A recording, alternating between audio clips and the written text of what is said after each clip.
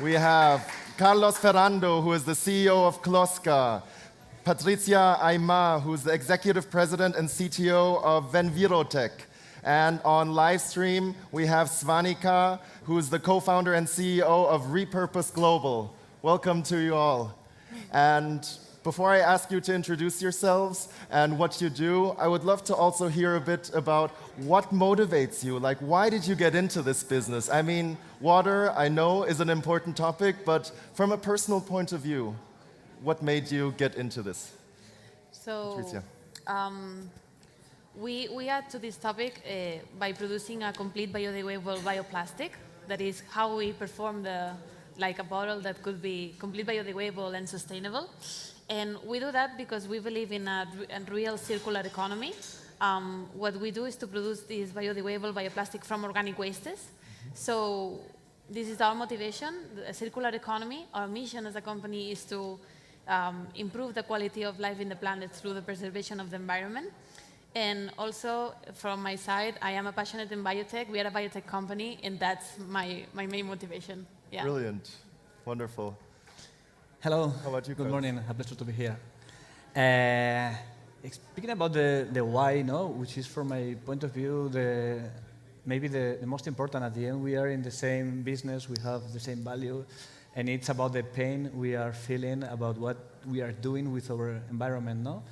In my case, what I realize is that even if I change my attitudes and my behaviors, becoming more sustainable from my side, I feel guilty, no, about what is happening. Yeah. So it's about how can we influence, no? How can we make the future better, not for us, for everyone. So it's about this in our case, in Kloska.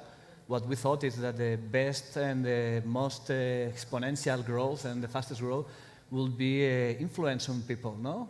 Try to find this kind of people who really feel the pain, like we are doing here, and try to influence in the other, because we think that we are only 8% of the population that really feel the pain. So we need at least 50, 70% of the population. So let's try to influence in the other. I mean, recycle, it's a good way, but maybe it's the second stage. The first should be influencing people. So this is what we do in Kloska. Wonderful. Thank you very much. And over to Svanika. Hello, everybody. I hope you can hear me okay. It's a pleasure to be here. I actually can't see the audience from where I'm at, but I'm very excited and thank you so much for having me. So I'm Swanika Balasubramanian. I'm one of the co-founders and CEO at Repurpose Global. We're the world's leading plastic action platform for CPG brands to take action on their plastic footprint. And then we created the world's first plastic credit platform. So in the panel right before us, we heard a little bit about the carbon credit sector and kind of what is happening with regard to carbon. And, we saw a lot of opportunities to bring the learnings from the carbon sector into the plastic space as well. So carbon credits in their own right were quite revolutionary in being able to unlock private sector capital for solutions that could combat climate change. And then we said, why not apply those same principles and allow the public and the private kind of funding entities to participate in plastic action solutions. So what we have today is really a collection of waste management, recycling, infrastructure, supply chains that we build around the world in South America, Africa, and Asia. And we fund these projects by working with CPG brands who want to do something about the plastic footprint. So it's really kind of, thinking about influencing the plastic crisis conversation, exactly as Carlos was saying, from different angles. So we have some people kind of like doing it from the consumer angle, and what we see ourselves doing is kind of influencing companies and corporates and giving them the option to act responsibly. Wonderful. Thank you very much. And so, what I'm hearing from you is that you're not necessarily the traditional entrepreneurs, but maybe you would even call yourselves social entrepreneurs. Is that something that you can associate with? So I'm wondering, do you have a bit more perspective on how social entrepreneurship can really contribute to the mission that you are on? Yeah. Patricia? I will say that it's a kind of social entrepreneurship what we do, basically because we are improving quality of life and that just affects our health, our way of living, but also because as I was saying before, we are creating a new circular economy. In Envirotech, for example, with organic wastes and then producing that biodegradable bioplastic, that will bring to the society new jobs. Also, we are really on having equal gender works in our company. Then based on sustainability, with a really sustainability focus with everything what we do. So that's the way I think about how we just add to social entrepreneurship in the way we are working on. How about you, Carlos? Yeah, I will add that social entrepreneurship means that money is not the goal. Money is a tool to reach your goal, which is create impact and create a better future. No, Brilliant. In our case, and speaking about the how people drink water in the world, people don't know that we are using 1 million plastic bottles per minute. And only 9% of these bottles are being has a second life, no? So it means that we are throwing rockets to Mars, but we don't know how to recycle the plastic. Yeah. So imagine it's just a gulp of water, 30 seconds, the life cycle of the bottle, and 91% of possibilities that won't see never a second life. So it's a big drama, no? Should be what we have to focus so. If we see that the future cannot be like today, we have to put our passion, our tools, our superpowers to be part of the change. That's all. Absolutely. What you were saying reminded me of this poster that is out there on the internet that says, whoever thought that digging down, drilling for oil, turning that oil in refineries into plastic, and like the whole process is more efficient than just going to a tap and opening it up and having some water and washing the glass afterwards. So yeah, absolutely. There's still a huge problem. It's like we are living in the 19th century or something, and we are speaking to move to Mars. Why? No, maybe we need to solve the problem here. Yeah.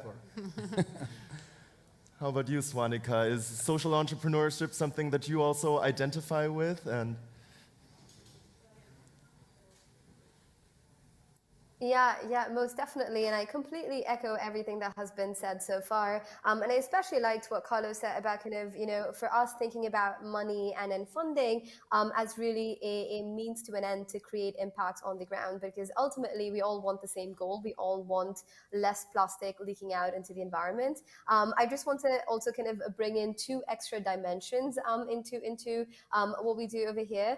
One is absolutely, as you were talking about, only 9% of plastic in general is recycled today, and the remaining 91% ends up leaking into nature in some way, shape, or form. But the interesting thing is when we have countries, in Europe, the UK, the US, Canada, and so on, the vast majority of plastic waste is actually not even dealt with within the country. It gets quite literally put on a ship and then sent halfway across the world to countries like Vietnam, Malaysia, India, all of these different places that unfortunately do not have the capacity to be the rest of the world's dumping ground. And so you have a lot of the plastic going out into these countries, which creates an interesting socio-economic problem as well, where today, quite literally, there are hundreds of millions of people who are trapped in cyclical poverty because, they're part of the informal, illegal waste management sector to deal with all of this trash coming in from everywhere.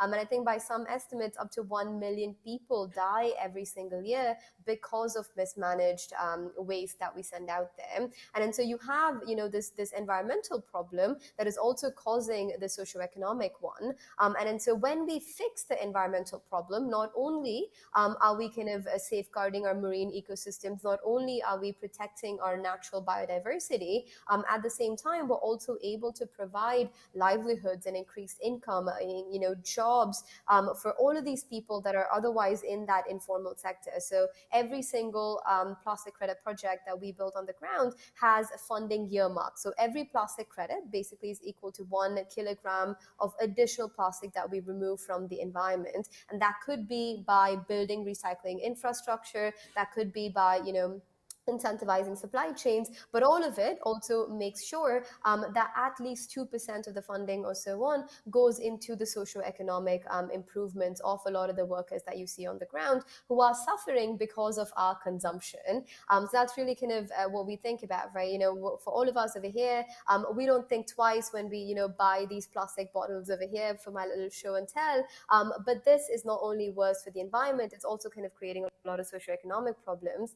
And so as social entrepreneurs, it really is very important for us to be intersectional when thinking about impact.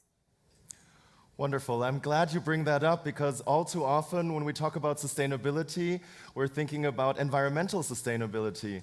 But there is also the social aspect that is essential because, yeah, as you said, it seems a bit funny that we're going to create a better, greener world, but then we're going to maybe increase inequalities around the world within the countries. So, yeah, thank you very much for making that point.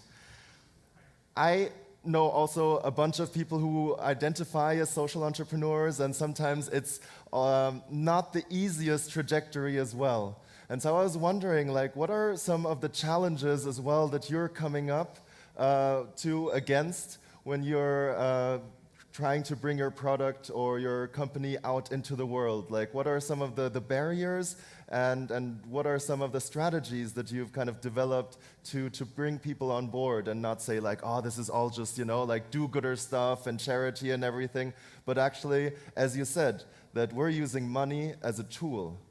And Patricia, shed some light. I will say that as a barrier in our scope, I will say that the formulation of these bioplastics, because I've seen in the media sometimes that they found a bag of bioplastic bag somewhere with, that's the topic. The topic is that how we define biodegradability and how we apply the bioplastic and how we just give information to the consumer how this bioplastic must be managed.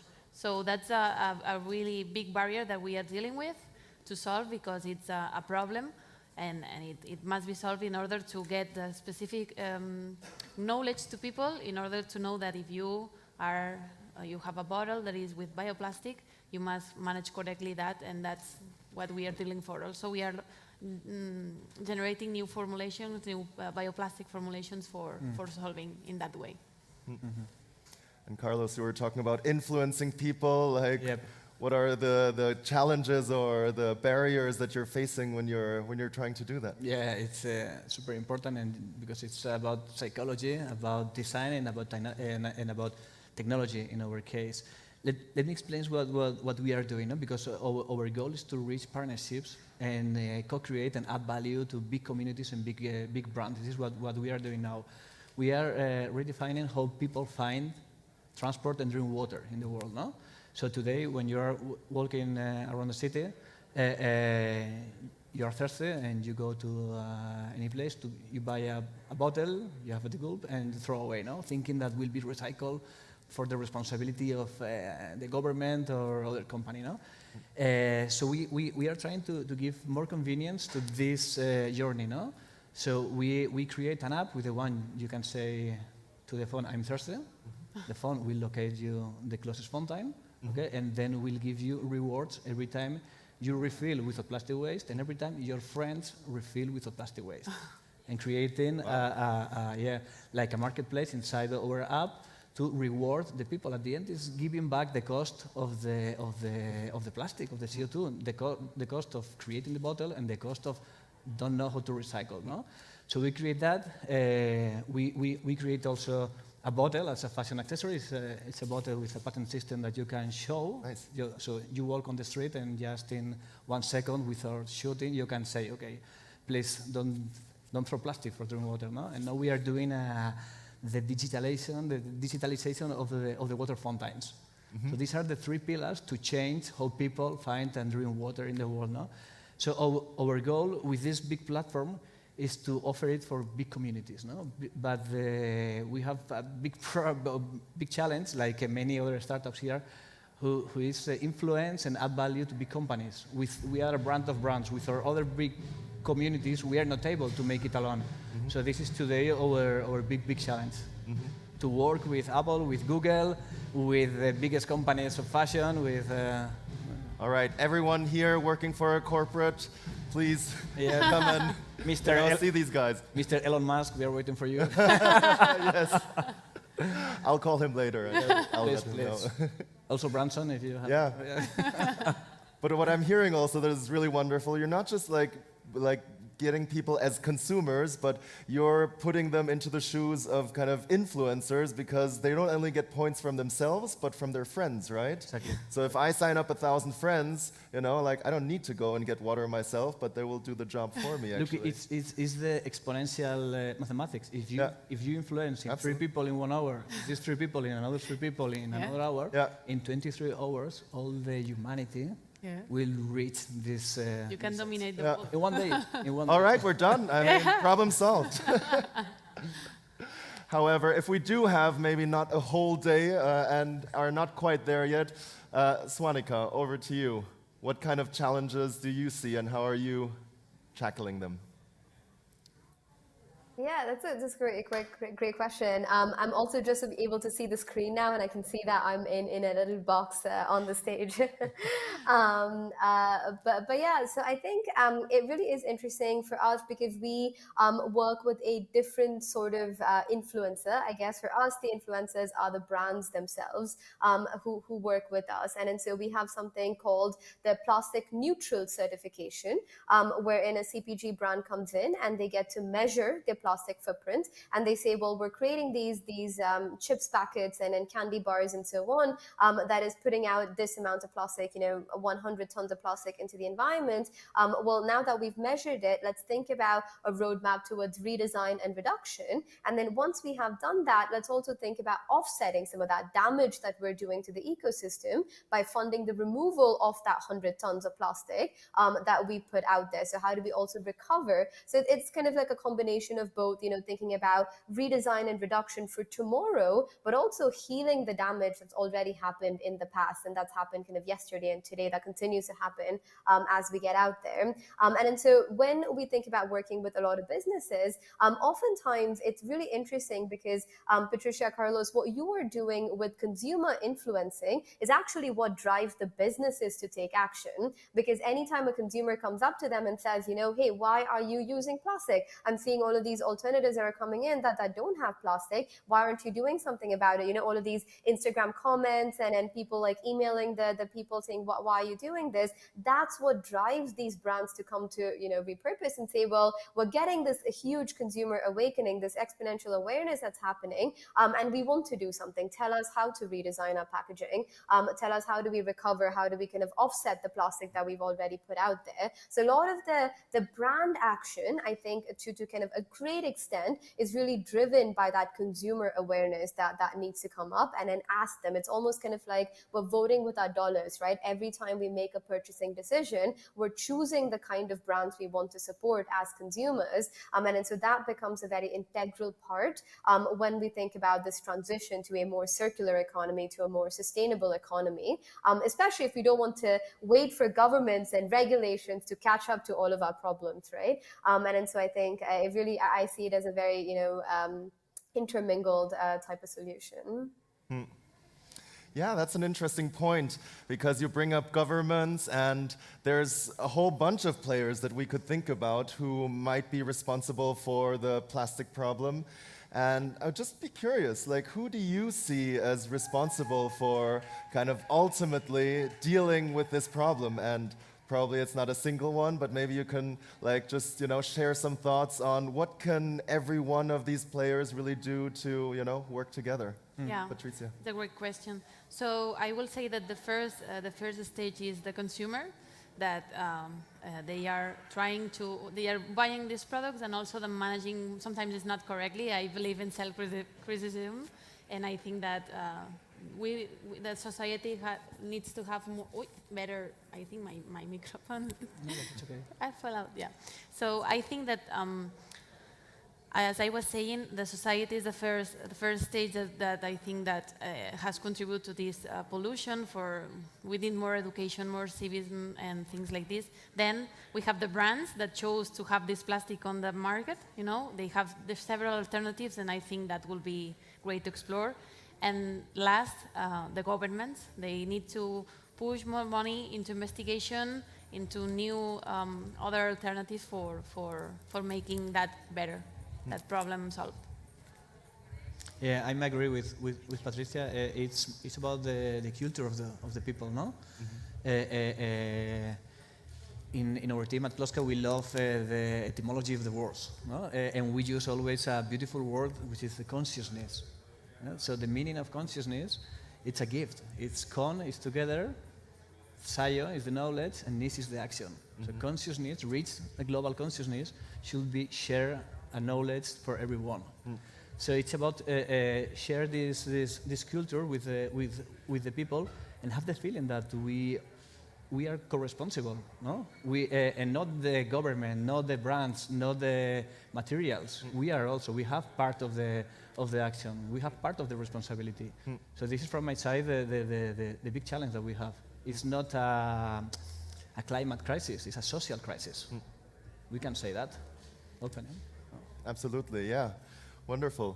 And Swanika, how about you? Where do you see responsibility or actually opportunity for, engaging? Because in a way, it's not only about like the negative side, but it's also empowering to see that you have agency and you can change things in the world, maybe even if it's just with a little step.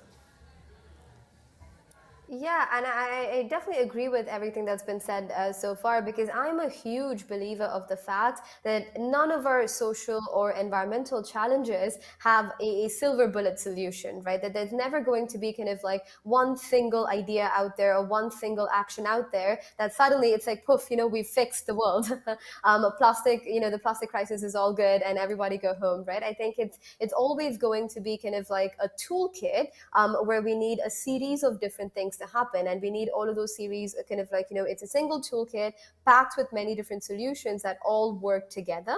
And then some of these solutions are the responsibility of the consumers to kind of drive the engagement and drive kind of the right and demand the right type of actions from the brands. And then some of these solutions definitely I do think sit with the brands themselves as well, because to a large extent I do believe in the whole polluter pays model, where if it is kind of a company that is putting out there and is destroying our ecosystems, they do have a responsibility to do something about that. And one of the reasons why they don't at the moment is because there is no incentive to. Oftentimes the incentive tends to be the bottom line, like how much profits we're making. But if governments then come in and say, well, here's a little bit of a tax that I'm going to put on top of your the line that you have, because you're putting plastic out there, you need to pay a little bit more for me to remove that plastic and recycle it. So that's a little bit of like what the governments can come in, and then of course more research and regulation and so on. So I really do think to sum up that it needs to be everybody doing their own little part to kind of contribute to this toolkit that collectively then we have a chance of solving for the plastic crisis. Because individually, I think it's very hard to come up with a single magic idea that fixes everything. Absolutely. Wonderful. And well, as I mentioned earlier, I know a bunch of social entrepreneurs, and I know how tough sometimes the road can be, because you're kind of in this environment, in this world where, well, a lot of times money counts and people are like, I need to feed my family. I, want to, this is how we measure success oftentimes. And so you talked a little bit about your motivation earlier, but I'm wondering, what are the things where you keep on drawing inspiration from on this path? Is it things do you keep in touch with other social entrepreneurs? Is it certain media outlets? Do you have maybe some shows that you can recommend to us to, really stay kind of focused on the mission that we're really trying to solve, that is in the end going to benefit everyone? Yeah. And you're kind of, paving the way to get there? So I will say that what I do for inspiring and things like this, I am really focused on my work in biotech, because being a biotech is something, the level of excellence in what we are doing is quite hard. And what inspires to me every day is to see a big team, a very big team, the best one, I think so, because they are really intelligent, they are really smart.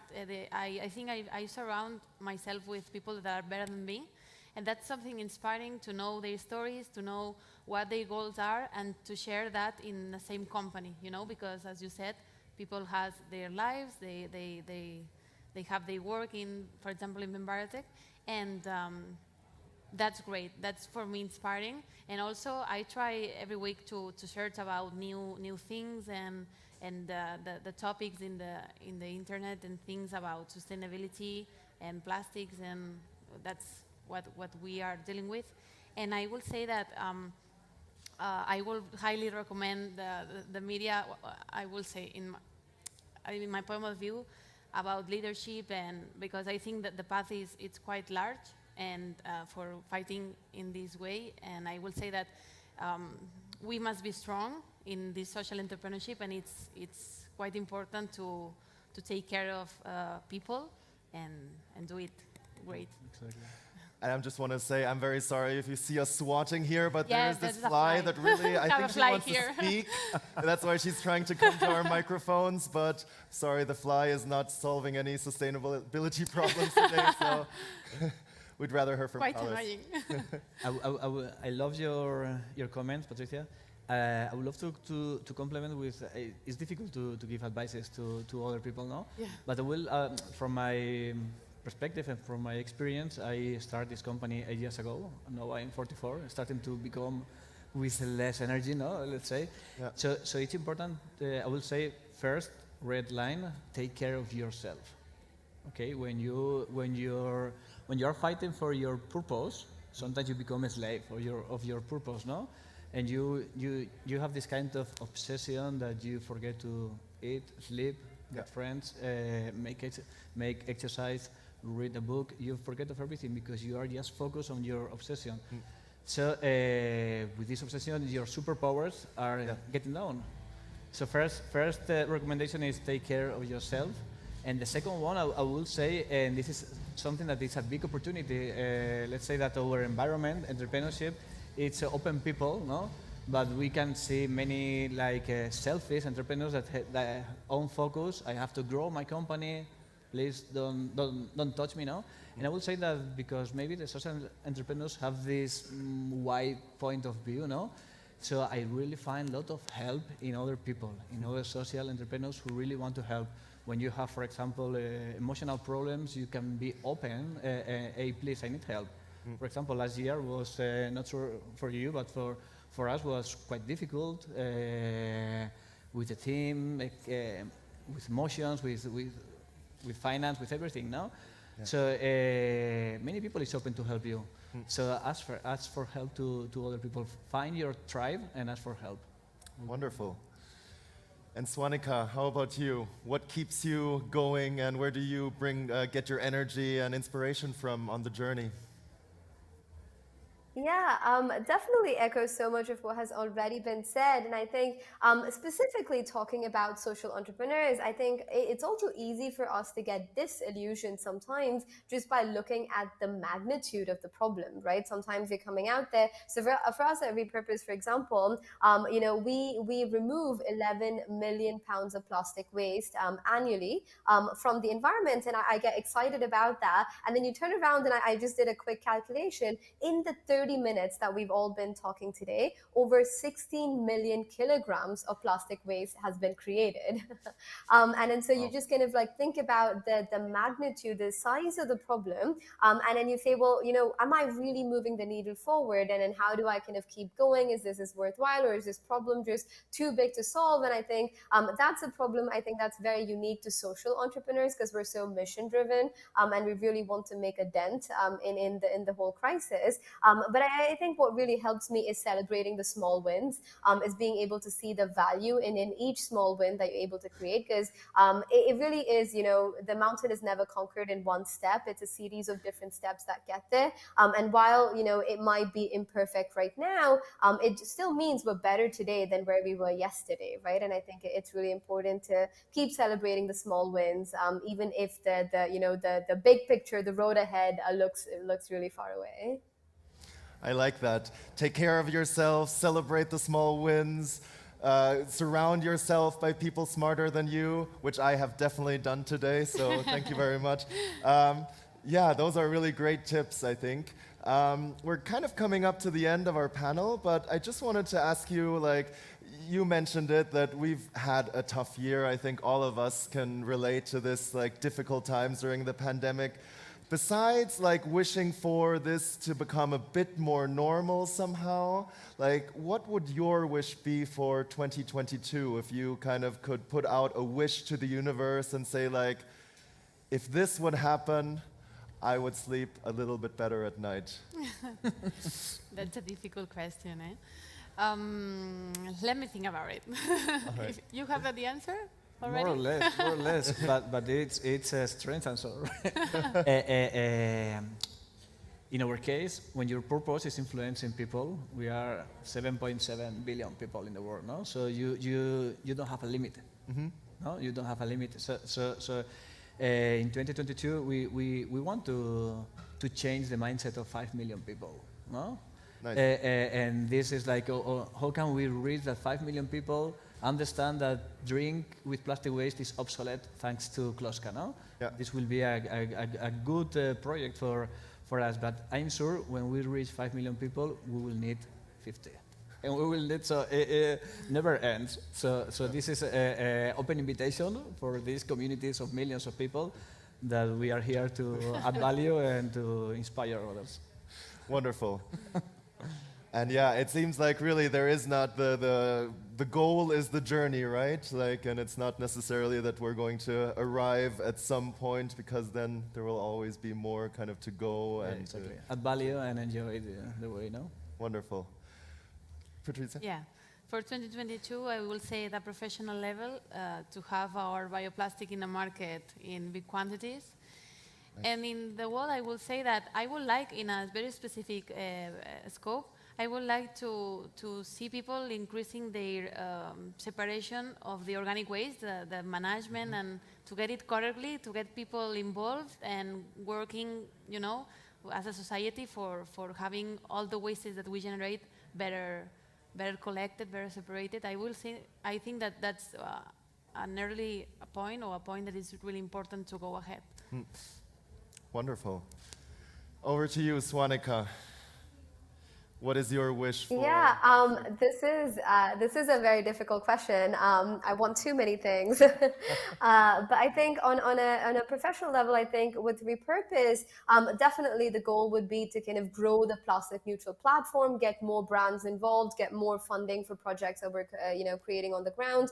Today we've just crossed about 200 brands that we're working with across 26 different countries, and I'd love to kind of get that number to 1,000 to 2,000, and then have that network effect, so that it becomes a default, where it's kind of a no-brainer that if you're a CPG brand that's putting out plastic, you're also doing something to remove plastic from the environment, and that just becomes a status quo, and it doesn't become something special, and that you have to talk about. So that would be kind of my goal for Repurpose. I think maybe thinking a little bit more kind of about the world at large, because I think your question was quite broad. I would definitely say it would be great for people to learn from the COVID crisis that it really is one planet that we have. And then situations cannot be contained in isolation. We can't say right now this is a problem that is only, affecting the Philippines or only affecting Indonesia. And here I am sitting in France or Spain, and it really is not my problem, because that was the very fundamental piece of COVID, that something that affects one piece of our population is going to affect the entire planet, because we do live in such an interconnected space. And so I guess as a millennial who has a lot of anxiety about kind of climate and what's going to happen in the future, I think it would help me sleep at night to know that people embrace the fact that we're all connected and embrace the fact that we all need to work together in this and not really polarize ourselves and in thinking about, well, it's not my problem and I'll get to it when it affects me. Wonderful, and unfortunately we're out of time, but I think that was a wonderful ending. We are all connected. That's why we're here at this event. So connect with these people here. If you can help their businesses and their wishes to come true in any way, please. I think you're going to be around a bit, so give them a hand of applause. Thank you. Thank you.